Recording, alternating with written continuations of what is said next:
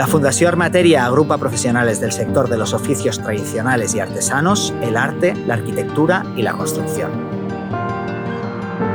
Nuestra misión es promover los oficios y la construcción sostenible mediante la formación y divulgación con un enfoque innovador.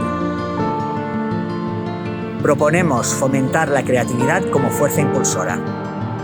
Facilitar el diálogo entre arquitectos y artesanos, integrando innovación y tradición. Valorar y promover la conservación del patrimonio arquitectónico.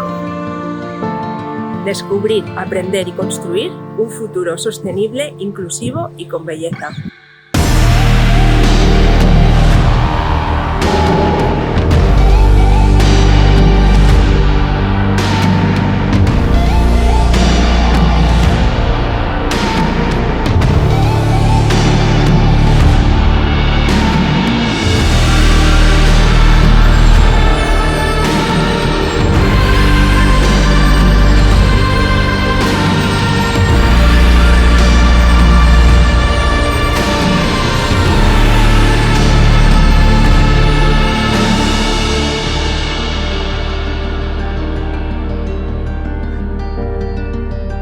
Os invitamos a seguir nuestra actividad en nuestras redes y en la plataforma Construnews.